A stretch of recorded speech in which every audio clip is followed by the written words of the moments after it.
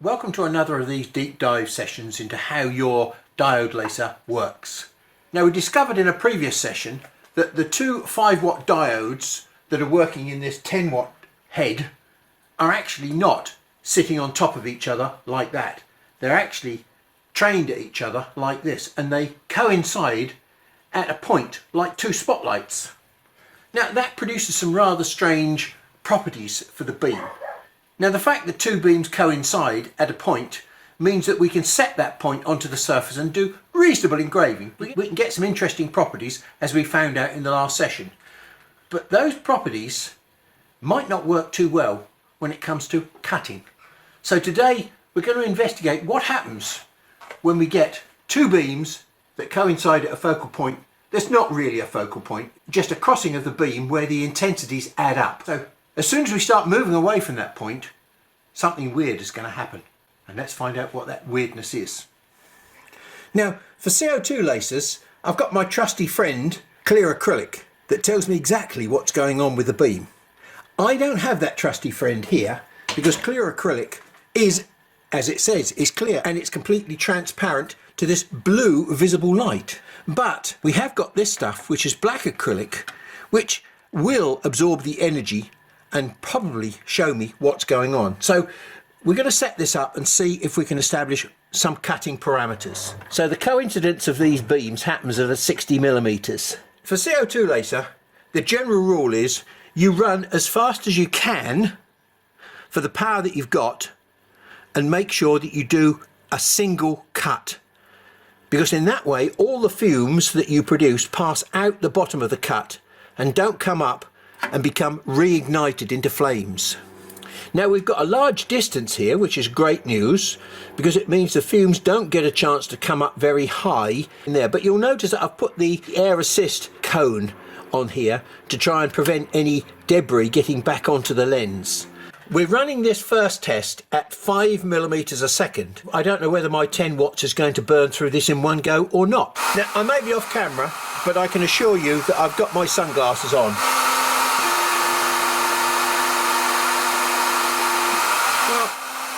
5 millimeters a second was a bit ambitious for 5 millimeter thick acrylic. The damage is so little that we have to look at it under the microscope. I wanted to show you the width of the beam across the top there and how little penetration we've actually managed to achieve. We've achieved about 1/2 to 3/4 of a millimeter of penetration there. Let's just drop this down to 1 millimeter a second and see what we can do. I can't actually go less than 1 millimeter a second on this machine. I can set up a program that takes me smaller, but the keyboard will only allow me to change to minimum 1 millimeter a second.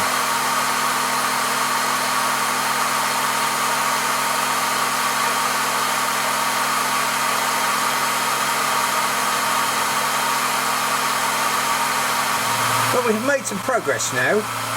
We're about 3 millimeters through the material. Maybe I'll program a line which is 1/2 millimeter. But 1/2 millimeter a second is actually going through the material, which is good news. I've just written a little program so that I can look at the cut under the microscope. Well, there's my little test piece. You can see that there's a cut in there. And what I want to do is I want to examine the shape of that cut. Okay, so I need to do that under the microscope. Most people using their diode laser are just interested in what sort of parameters can I use to make this machine cut. I'm less interested in those sorts of parameters than how it cuts and how efficiently it cuts and why it cuts. The first thing that I see here is there is a pretty horrendous heat affected zone all the way around the cut. Look, you can also see that this beam has not cut cleanly. Because we've had to go so slowly, the outer part, the lower intensity part of the beam, has had time to do this sort of almost chamfering damage. Remember back to the wood and how we got a lot of scorching around the outside edge of the wood because we allowed enough time for the low intensity part of the beam to have an effect. Well, that's what's happened here. But the other interesting thing is, I'm looking down into the cut and I'm seeing a melted blob of acrylic. It hasn't evaporated it. It's done something weird. Okay, now I've written a little program here to see what the cuts are doing. Now, to cut these out, I had to run at 0.5 millimeters a second. but then I'll put some little cuts in here so we can see what's going on at various speeds. Now, to make the cuts clearer, I've had to grind off the face of each one of these samples. Here's the 5mm a second cut. It's rather interesting to see that this has got a round end to it. And 4mm a second is obviously a slower cut, more exposure time, and that allows the beam to cut a little bit deeper. And so you can see again, the shape of that beam is round on the end. It's not pointed. And 3mm a second has got some rather interesting characteristics to it. It's beginning to develop a bit of a point, but it's also beginning to develop a sort of a slightly ballooning bulbous shape. This probably doesn't mean very much to you, but I'll try and explain what this means when we start analysing what this cut is actually doing. So now here we are at 2mm a second, even longer exposure time, and so now we've got a deeper cut. And yeah, forget this little bit here because that's a burr that I've left on there. But you can see the basic shape of the cut. It's beginning to develop a bullet shape now, but again you'll notice how it's ballooning here. It's not straight. At 1 second per millimetre, we've managed to generate quite a deep cut. And although you can't see it here again because of burrs, there is a developing point that's coming in here. Now we get on to 0.5, where we've actually managed to burn all the way through now. You can see we've got the remains of a pointy bit. It's broken through and you would consider you have a cut. But that's the pointed part of the beam that hasn't managed to break out yet. So let's go down to 0.25mm per second, and now you'll see that the pointy bit has disappeared. We've still got this funny shape at the front here, this sort of bit of a lead in here. At the moment it looks as though we've managed to tidy up this hole and turn it into a fairly straight hole. So that looks at the way in which it cuts. But something else that I've noticed, not only on this one but on several other people's videos, is the way in which you produce a relatively rough finish to the cut with acrylic. It's also noticeable when I see wood that's been cut is very charred. It's something that I'm not used to. What is causing A, the charcoal, and B, the very rough surface on this piece of acrylic? So let's zoom in a little bit and see what's going on with this surface. Okay, let's bring that into focus. And what do we see there? Millions and millions of bubbles. Now, bubbles tells me a lot about what's happening at that surface there. Now, anybody that's ever made jam will recognise this as the sort of bubbles that you get when blub blub blub blub the boiling jam sends bubbles to the surface through a gloopy mess. And that's exactly what we've got here. We've got some sort of liquidy gloopy mess in the background which is boiled on the surface and then cooled, and it's cooled, freezing the boiled bubbles into the surface. Why so many bubbles? Because when we look at a piece of cast acrylic cut on a CO2 laser, there's virtually no bubbles there at all. There's a good explanation as to why that is happening, and I'm afraid I'm going to have to drag you into some pictures about lenses again and the way in which the intensity profile for these two different systems works. To remind you again, on a CO2 laser we only have one laser beam, and it passes through the centre of the lens like this, and it has a distribution on it which I've called Gaussian, and we've already defined that this diode laser has got maybe not a Gaussian distribution, but it's certainly got a lumpy spiky distribution like this, where the centre of the beam is actually a lot higher intensity than the outside of the beam. The blues and the greens are the lower intensity, and the reds and the oranges and the yellows are the higher intensity, and the higher the intensity the faster you can do damage. So let's take a quick look at this focal point just here, and we zoom right in, because remember this lens has got aberration. Now this is not the way round that our lens is working, but this still demonstrates the point. And where you thought the focal point was here, when we start looking at this carefully, you'll see that the red rays here are passing right through the centre of this first focal point, which are the low intensity rays that are coming from the outside, and they're really not doing much damage at all. Here are our red rays, look, coming through here. And they're nowhere near a focal point yet, because we've got to go quite a long way past this focal point to find the focal point of the red rays. Hang on, there's the orange rays. We haven't found the red rays yet. There's the focal point of the red rays.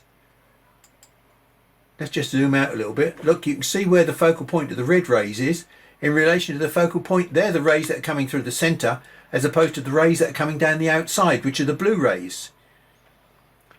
Okay, so at this focal point, which could be the, if you like, the optical focal point, well, it's not the focal point of intensity, as I keep stating. The point of maximum intensity is somewhere different to the optical focal point. That's the way that a lens focuses a single beam. Now, we've got a more complex situation than that. So although this part of the diagram is wrong, because these should be straight and these rays should be diverging, not parallel, what we're trying to do here is to illustrate what happens when two beams intersect. So you can see that the focal point on here is reasonably compact, but then when we went and had a look at it closely, you can see it wasn't as compact as you thought. But this one, already, you can see there's a difference in the focal point. It's already fatter. So the red rays from each beam are actually focusing just there. That's where 5 watts plus 5 watts has maximum intensity. But look at all this crud around the outside, all this low power that's around this focal point. Now, you'll remember when we did the hole tests, how we got a very small hole and a big black bit of carbon around the outside of it. Well, this is the reason we've got our hole in the centre where we've got maximum intensity, and then we've got all this low power out here, which is causing the carbon. It's not high enough intensity to burn through the paper, but it's high enough intensity to create a carbon ring around this central hole. And that's effectively what's happening here with our black acrylic. These blue rays and these green and yellow rays out here, which are causing that heat affected zone, they're very low intensity, but if you keep them on long enough, they will start to heat up and damage the surface of the material. They won't melt the material because there's not enough intensity there to melt the material. And then just away from this core where the cutting is taking place, we've got some much lower intensity rays. And it's those lower intensity rays that are melting the surface of the acrylic at 160 degrees C. Remember, that's when it turns to liquid. And then we have to take it up to about 200 degrees C, which is what we're doing with some of these other outer rays. And then it has to evaporate, which is what the red rays are effectively trying to do. We've got relatively little evaporation and quite a lot of boiling, because this is taking a huge amount of time to cut through the material, and we've got a lot of boiling that's taking place on the surface of the kerf. And that's what we're seeing. We're seeing a very inefficient form of cutting. And so the cut quality is always likely to be poor, and because there isn't a central spike of intensity which carries on down here, because this spike of intensity starts coming out here and out here. Once it gets past the focal point, the intensity starts to drop off again very quickly. The very principle of using crossover beams is great for engraving because you've got intensity at a fairly small focal point, but as soon as you get away from that focal point, the intensity drops off so that you can't do much cutting damage. So this particular beam is not going to be very successful at cutting. I know I cut some 5mm acrylic with it, but I did that at 0.5 millimetre a second, and to cut it properly I had to go at 1/4 millimetre a second. Is 15 millimetres per minute, snail's pace. Having established that there's got quite a nice pointy beam on this, and we've got 10 watts, we should be able to do 3D engraving a lot better. I'm now going to show you a very useful way in which you can use the matrix test. So here's our matrix test, and what I'm looking for now is the least amount of coloration or burning and the maximum amount of depth that I can get. You see, that's pretty poor. That's absolute rubbish. It's deep, but that's rubbish. I mean, that one's nearly 2 millimetres deep. It's great for taking material off, but I don't want to produce charcoal. It's going to suck away the energy, and it's not going to be burning away the wood. At the moment, what's happened there is I've just burnt a very deep set of comb grooves into the wood, and we've left charcoal behind. On balance, I would say that probably is probably one of the best value for money that we can have. Okay, it's slightly coloured, but it's not badly coloured, it's not terrible charcoal. These, well, that's about the same depth as that one. They're getting shallower, so I don't want those. We want to remove wood for 3D engraving, and that one looks as though it's removing about, I suspect, about 0.5 or 0.6 per cut. Let's measure 0.5. There we go. Half a millimetre a cut. Every 2 cuts I'll have to adjust the focus. Now this is maple. I'm not so sure that it's going to look terrible by the time we finish working with it. So let's just give this a try, shall we?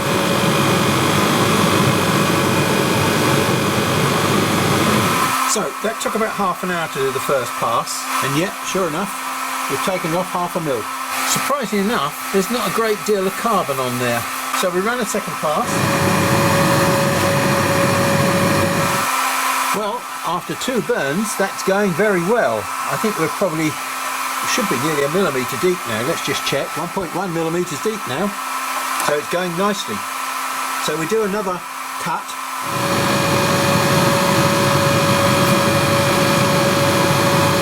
After pass number 3, and my goodness me, this is doing very well.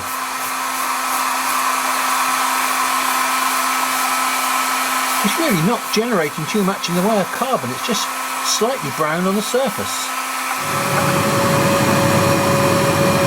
After 4 burns, this is going very, very nicely. We're now at 2.2 millimetres. I'm going to raise the table another millimetre now, because we've seen how sensitive these crossed beams are to being in focus. So the colour is remaining nice and constant. It's the same colour that we found when we did the matrix test. And if we want a lighter colour, I would just go for the finishing cut with a much faster cut. That's number 5, and that looks pretty good. It's a little bit sticky in there.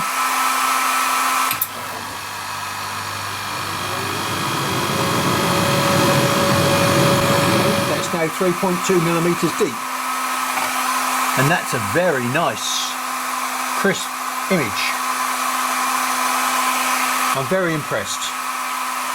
So all we need to do now is try and clean that up with the very quick flash over the top at 200 millimetres a second. So I'll change the speed. Hopefully that will now create a lighter colour, and I think you can see it's already doing that. Well, I have to say that's come out pretty good. It's a piece of maple, but you know, it's not got a heavy grain in it. 6 cuts, 3 millimetres deep. And that's the reason why I did that matrix test to start with. Not to get the deepest cut, because the deepest cut with the blackest cut was terrible. What we had to find was a compromise, the deepest cut for the least amount of colour. And we finished up with that one. And then we finally finished up with cleaning it up, that one, 200 millimetres a second. So we found something that this diode laser can do very well. The very short focal length caused by the crossover beams, we need to keep adjusting the focus, which is something I noticed they're now doing on some of the more powerful machines. They've actually built a Z-axis into the head. Okay. So that was my skepticism alarm. I've failed. Seeing that Z-axis move up and down and watching people adjusting the focus to get deeper cuts, that's a thing that rings alarm bells, because I've already seen some things with this beam that remind me so much of a CO2 beam. Let me just show you what I mean. Here's my CO2 machine, and in here we've got a 1.5 inch lens. It's not set to the correct focus at the moment because this gap should be 27 millimetres. I've got roughly 11 millimetres up inside plus 27 on the outside makes 38.1, which is the typical focal length of the lens. Now I've got the power set to full power, 70 watts on this machine, focus set onto the surface, and a 1.5 inch lens. I'm going to hold the pulse button on and we're going to see what happens. 0. Whoa, less than 1 second. What you must see is the shape of the beam at the bottom. But this is the surface. What I'm now going to do is remove that and replace it with a piece of card. And I'm going to count to 1 second, which is roughly how long it took for that to happen. 0, 1. There we go. I've got a piece of red paper there so you can see what's going on. We've got a scorch mark and we've got a high intensity burn. How come that a beam that diameter produces a cut which is that diameter? Because I've spent quite a few years of my retirement carrying out experiments to try and understand just how it is that a beam that does this expands quickly below the focal point, as this does, and as you can see it does, can produce a burn which is nothing like the beam that's below the focal point. Now, there are several interesting features about that beam. I've sort of mentioned in passing about the diode beam and its cutting. One of them is this ballooning effect that you can see here. And then we've got a neck, and then we get some funny stuff down at the bottom here, which is a completely different texture. Okay, as I said, I'm not going to go into the reasons why all of these things happen. I understand why they happen, but I'm not going to deal with it here, other than to say the intensity profile of this beam is this Gaussian distribution that I've spoken about many times before. And the whole point about me trying to understand the shape of a diode beam is to see whether or not a diode beam, as I thought, might look like something like that. But in reality, it looks as though it may well be something like this. Maybe not a perfect copy of a Gaussian distribution, but something which has got a very high intensity in the middle and drops off at the edge. Very similar to this beam. So we've got the essence of the same properties when we put the diode beam through a lens. It should do something like that. If it can do something like that, why do you need to keep changing the focal point? There are similarities between these beams, and I don't have to keep changing the focal point on this machine to make it cut. All I have to do is give it enough time and it will cut through. This is 25 millimeters thick, and it went through that in less than 1 second. Why are manufacturers providing you with the opportunity of changing the focus between cuts?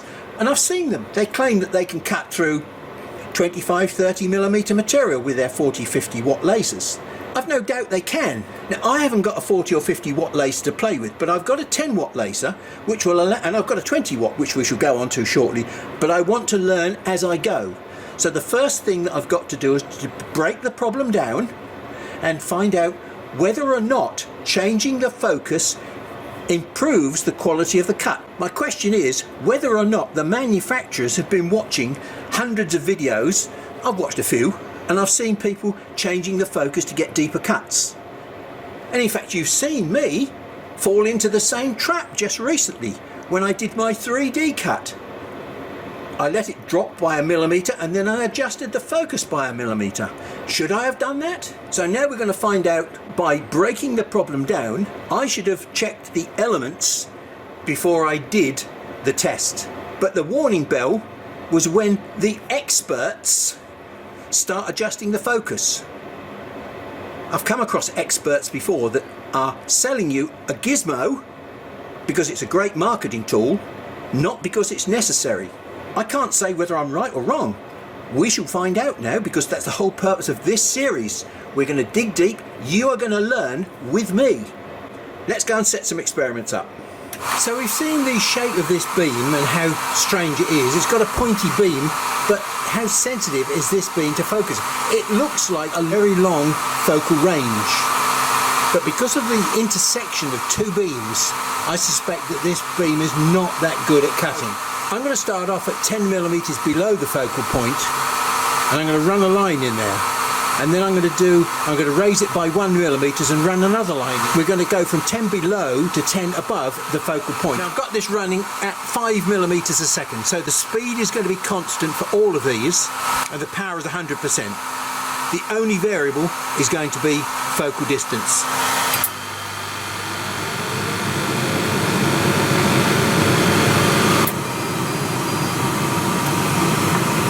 We can see that the focal point makes a significant difference, because 10 below, 10 above, that's where I thought the focal point was. But it turns out that there, sorry, I've got the wrong one, that one there, That one there with the big red mark on it is the deepest one, which is 1, 2, 3, 4. So I'm 4 millimeters out with my guesstimate of 60 millimeters. It's actually 56 millimeters. It looks as though I've got about halfway through with that cut. So if I set that up to 56 and do 2 cuts, does that mean to say I'm going to go all the way through? So our first line is hopefully the deepest line. So we'll put a reference cut in there.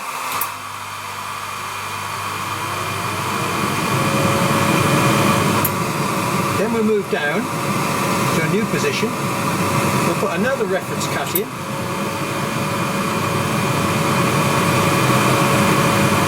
But this time, without changing the focus, we'll do a repeat.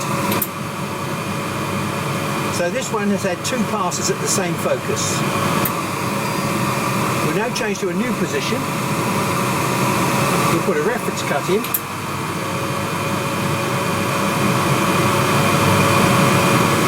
But this time, for the second cut, I'm going to raise the table by 5 millimeters.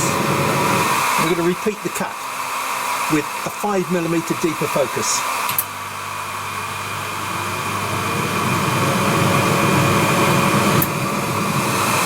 So I'm going to just take that little piece out of there, and we're going to look at that under the microscope. Okay, so there's our deepest reference cut there. That goes approximately halfway through the material. We've got the first layer, the second layer, and then we get about halfway through. So that's 5 millimeter deep cut. Even though the beams cross over at the focal point, I wasn't expecting to see it quite as parallel and straight as that. This is very typical of what I've just shown you on the CO2 machine. What happens when we put the same cut in twice? Now the first thing I'll draw your attention to is this bit here. You'll notice that even though I've cut this one twice, there's no extra damage here. And what we're finding is that that beam is now carrying on parallel. Okay, so it goes through a different material now, and it's virtually through, maybe 95% of the way through, with a cut on top of a cut. No change of focal distance. There is something here that I spoke about in the CO2 laser. If you look carefully, you'll see that something is happening here. Look, we're getting this ballooning effect. Okay, and then it comes back down here to a narrow point. And then we go for a focal point change. Oh, how deep does it go? 5 millimeters. So it didn't get any deeper than the reference cut. But it certainly made a lot more damage here. Look, we've got a lot more ballooning, and we've got a much bigger entry cut. So watching too many videos has overridden my skepticism. So this would appear to indicate that multiple cuts are doing better than changing the focal point.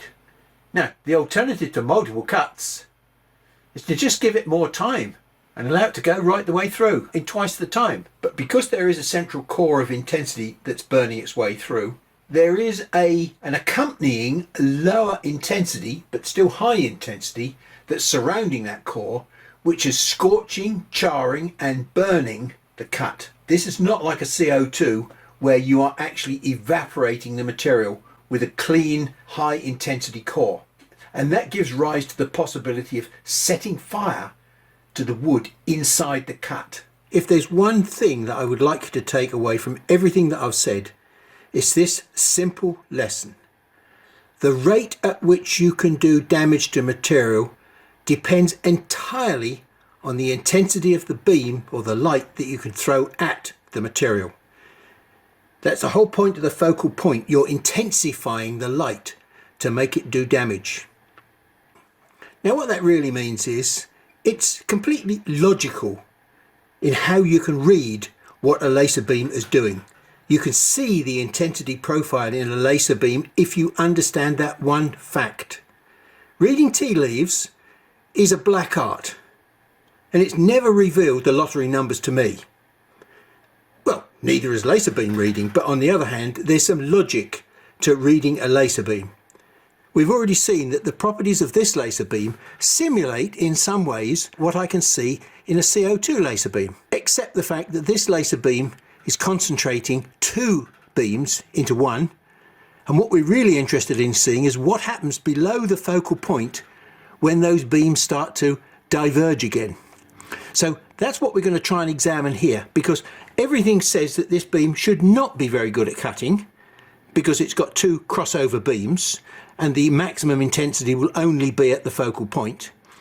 But on the other hand, as I've demonstrated to you already, there are properties of this beam which look similar to that of a single CO2 laser beam. So maybe this has got properties that can cut wood. If you give it enough time, then it should be able to cut through in one go. The problem is, will it catch fire if I give it enough time? So let's do a few quick cutting tests with this piece of fairly soft 10mm thick poplar plywood. Now this first test is at 1mm a second, 60mm a minute according to you guys. For a moment there it went right the way through. And now it's going through again. You can see it hitting the slate at the bottom. 1mm a second is nearly doing it. One of the things about doing what I do is observation. And I'm not just looking at the surface of the cut. What I'm going to be looking at is the damage that was happening down at the slate. Now, can you notice that the slate itself has got a very, very high intensity dot on it? The beam, despite the fact that it should be two beams by that distance down, it's not two beams, it's a single beam. Let's try 0.5 millimetre a second, 30mm a minute. It's amazing, isn't it? Going slower, we've got no advantage because look, it's still, stop that. We'd like to see what's actually happening to the cut. So I'll run in from an edge. So we're just about to engage. Now, so we haven't burnt right the way through, despite going half the speed, which is weird, isn't it? Let's run it for a second time. You can see the hideous amount of burning that we're doing on the surface because we're running so slowly. Because we're giving the low power part of the profile, the beam profile, the opportunity long enough to scorch. The high intensity part of the beam is burning through. And now, well look, yes, we're just about burning through, but look what's happening inside the cut. Can you see how the carbon inside the cut is actually glowing red hot, almost white hot? That's the cause of burning in the cut, because you're keeping the energy in the cut for far too long. That's where the risk of fire comes from. Let's go back to running this at 1mm a second and see how many cuts it takes to get through. Strangely enough, look, we're nearly burning through with a beam that's running twice as fast. 1mm a second is not causing anywhere near as much damage. And look, it's actually burning through. But I tell you what you can see there. Can you see two beams now? Now it's gone down to one beam. Look at the burning that's taking place inside the wood. So let's run it at 2mm a second and see whether or not we can get a cleaner cut that doesn't produce burning inside. Because remember, the burning inside is caused by the carbon absorbing the energy. And if you've got carbon on the side of your cuts, the carbon is going to absorb your energy and it's not going to go down to actually helping the cut much at all. So we're now going to run this at 2mm a second.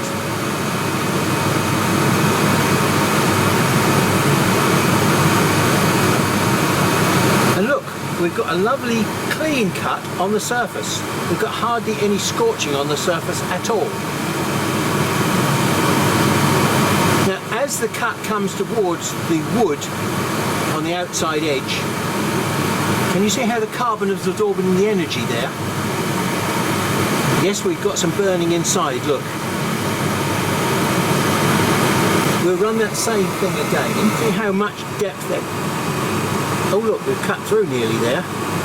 I'm looking inside the cut and I can see a little teeny weeny bit of speckling where the heating is taking place on the carbon wall. Get out the way, you silly spider. So here we go, watch what's happening. So the burn has now taken place almost on the bottom of the cut. So one more cut should do it. We'll clearly see that we've got a beam coming out the bottom. Now it loses it when it overlaps with that other cut. So the carbon in that other cut is absorbing the energy and it's not allowing it to burn right through. The only place where it lost it was there, where we had the carbon. So let's turn this round and do the same thing on a nice clean piece of wood. We've gone through round about maybe 7 or 8 millimeters there in the first cut. We've done a little bit, but not too much damage to the surface. Intermittent cut, that's probably because of the grain structure in the wood absorbing at a different level of energy. You can see where the burning is now taking place right at the bottom of the cut. And one more cut. Look as the beam comes towards us, to see if we can see where the burning, where the light is. So that was 2 millimeters a second cutting that through 10 millimeter. I'm not in any sort of competition that, you know, my laser is better than your laser, or this brand is better than that brand, this can do it faster than that one. I'm really only interested in how the beam is performing the task against a particular material. That's done a very good job of producing a straight cut. We're going to try 4 millimeters a second. That's a stupid speed. How far will it make it through on the first cut, and how efficient are the second and third or fourth cuts? Well, look, it's made it virtually about, what, 6 millimeters through the second cut? So that's 2 cuts, 3. I reckon one more. Not quite, it's not coming out the bottom consistently. Look, now it is. Okay, now it's making it all the way through, and it should drop out now. If I stand that one that way and put this one up against it, if there's a gap between them, they would not be vertical. They sit perfectly against each other. But can you see something interesting? This one was done faster than that one, and it doesn't seem to be burnt. So let's go again, and we'll move up to 6 millimeters a second. So now we've hardly cut into the surface at all. 1.5, 2 at the most millimeters. Let's do it again. You see now, there's an interesting observation. We cut 2 millimeters with the first cut, but we're down to about 5 millimeters after the second cut. So it seems the second cut is more efficient than the first cut. Why would that be? See, those are the sort of questions that I ask myself. Could it be that there's carbon in the bottom of the cut now, after the first cut, and the second cut was absorbing the energy faster than the first cut, which was just basically cellulose on the surface, which had to be converted to carbon before it would even start cutting. So the third cut has gone through 6 millimeters now. Now you'll notice how relatively low intensity the burn is. Look there. It's happening for such a short period of time that there's no chance of the wood inside catching fire. 4. Oh look, we're nearly through in places with 4. And 5. One more should do it.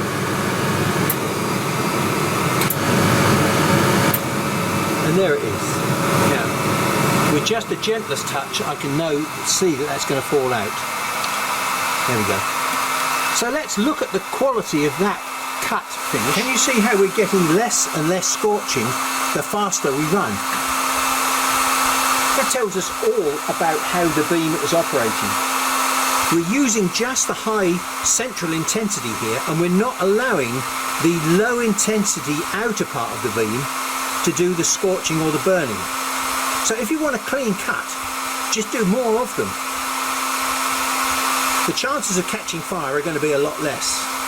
Okay? But hey, I mean look, I'm running this at 6 millimeters a second, which is 360 millimeters a minute as far as you guys are concerned, for 10 millimeter plywood. Now this is a particularly soft wood, but the principle will apply to every wood that you cut. It's all to do with the shape and intensity profile in the beam itself. We have a very high central spike of power, but we've also got a very low intensity surrounding area, and it's the surrounding low intensity area that's causing this burning and prevents you from going through in one go. Now remember, light travels in straight lines. That's another interesting fact that we should remember. So this light here that's caused this lovely straight cut must be coming straight down. Now you'll remember me showing you that shape there that I produced with the CO2 laser, and the first ½ inch of that is bulbous in shape, it's ballooned, it's not parallel. Well, that's because of the way in which the intensity profile of the laser beam operates. Now, the most intense part of a CO2 laser beam is right down the centre there, where we've got our maximum intensity from our Gaussian profile. The highest intensity part forms a small hole in the surface, like that. And that basically is causing a little orifice through which the rest of the light, not all of it, but the rest of the light that's coming down the centre can escape through and can start doing damage to the cut. Okay, so that's the part that's causing the most intense damage. And you've seen that with the diode laser beam. Maximum intensity causes maximum depth of cut.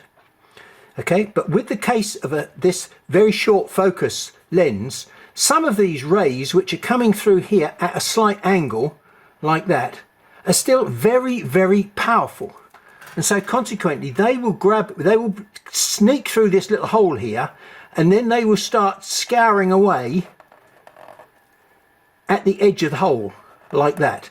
But after a certain amount of time, they will run out of intensity and won't do damage. So all of a sudden the hole starts to straighten up again. And that's why we get ballooning with a CO2 laser. Now, we had a hint of that, but it was only just very slight a hint with the diode beam. Because most of the diode beam, what intensity there is down the centre, is very narrow and relatively weak. It runs out of power quite quickly. Okay, but you haven't got much in the way of sideways beam to enter the hole and damage the cut. Most of your damage is taking place with this very high intensity but low-ish power that's going through the centre. So it can only creep through in a certain amount of time to there. The second time it can creep through to there, and then there, and then there. But it's still governed by whatever the aperture is at the top here. So that's why you get a straight, thin, narrow cut. You don't get this cut that looks like this. That was the problem I asked you to look at earlier with the CO2 beam. With a CO2 beam, you've still got your high power that's coming down the centre here. But unfortunately, what happens is that even that high power tends to run out a little bit, and you get heating effect. You get evaporation by heating, not by light cutting. And that's why we get this frilly cut at the bottom here, rather strange looking cut. Now, you haven't got enough power with a diode laser beam to produce this effect. After the first cut, we see the second cut, but it's still the same beam which is passing through the same path, okay, without doing any more damage to the surface there. Now, if we allow it a longer period of time, then yes, we allow more of the beam to damage the surface. Because remember, the beam is shaped, technically the beam is shaped like this. Imagine it like that. After a certain amount of time, that's the amount of damage that's done. After another amount of time, as we increase the exposure time, the amount of damage increases in width. So hopefully that's described the principle of cutting and why we get the results that you've just seen. I can show you this on several different types of wood, but the principle of operation is going to remain the same. The only thing that's going to change is the number of cuts and the speed that we'll be able to do it at. So I cut through this in 4 or 5 cuts. It may well 6, 8 or 10 cuts in another material. We've seen what we can do here with 5 cuts. Let's do what everybody else seems to want to do, which is to change the focus after the first cut. And remember, this is my 60mm focus. Now, I'm not sure that 60mm is the correct focus for other materials, but it certainly seems to be the correct focus for this material. I haven't got a motorized Z on this machine, but hey, I can still very accurately set the table depth or the focal distance. So we're still running at 6mm a second.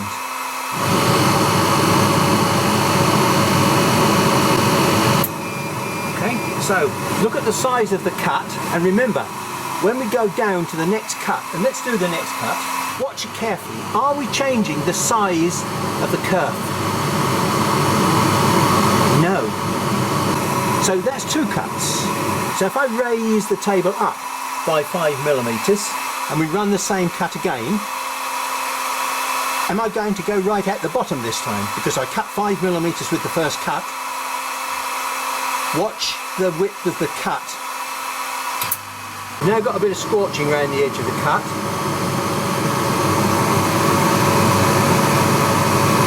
Well, that's 4 cuts. Let's try another one at that depth. It's hanging in there with something. 9 cuts.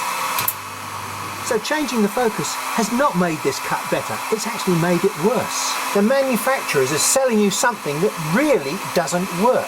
And in addition to that, look what the change of focus has done for you. It's made the cut a lot wider at the top, 2 or 3 little places where it's hanging in between the layers here. We've got a fault. Where the layers have been bonded together, it's left a little clean hole. You can see it more on that side. Okay. Now that's a problem with plywood. That disrupts the cut, because what happens is you get smoke inside this area here, and the smoke absorbs the energy, and that prevents the cut from going all the way through. It disrupts the cut. Look, that was 9 cuts, 6mm a second, with a plus 5mm lift after 2 cuts. And it took another 7 cuts, and it still didn't really go all the way through. So, look, I can only show you the facts. If you give it enough cuts without changing the focus, you will burn your way through. You just need to be patient with this beam. I'm not going to spend too much more time working with this 10-watt laser, because I've already established exactly what it can and cannot do. I'm now going to illustrate for you in mechanical terms exactly what your laser beam can do. Here I've got a simulation of your laser beam. It's pointed and sharp at the end, and if I very gently tap it, I get a small hole. If I tap it harder, I get a bigger hole, and if I tap it really hard, I get a very big hole. That's exactly what your laser beam does. If you run it fast, it produces a line that's that thick. If you run it slow, it produces a line that's that thick. Purely because you're allowing more time for more of the beam to damage your material. So you've got a pointed beam on your laser. Now that's fine for removing material for things like 3D engraving, and for putting dots in if you want to do dithered images. Around the outside of the dot you might get some scorching, but that's not the dot. That's the outside of the dot, which is nothing like the size of the point. Grayscale engraving involves damaging the surface of the material, just like I'd illustrated in the early session with a blow lamp. In my early laser days, I wasted many hours playing with grayscale engraving to create pictures and photographs, and also trying to do 3D engraving. 3D engraving was sort of okay on a CO2 laser, but it still wasn't brilliant. Nothing like as crisp as you get here on a diode laser. It wasn't until I actually understood the properties of the beam itself that I realised how futile my fuzzy efforts were with 3D engraving. I was never going to succeed because of this simple principle here, that I've got a cutting beam, not an engraving beam. That's why I'm not going to spend too much more time doing any research on this diode laser. If you want to find out how to fiddle with and do things that this machine is not really capable of, but many people have tried to engrave glass and black acrylic and LED internal reflection lights, all those sorts of things. So yes, you can get results with a diode laser, but you have to spend a lot of time fiddling. It's not something that's natural with 455 nanometer light. You get very limited amount of materials that you can damage. The actual numbers and data that I get from my tests might not be the same as you'll get from your diode laser, but the techniques and methods that I'm using are very simple, very cheap, and will enable you to explore your diode laser for yourself Remember, it's all about the beam, the intensity of the beam when it hits the material. So this may be bye-bye to the 10 watt laser. Until the next time, thanks for your patience and time.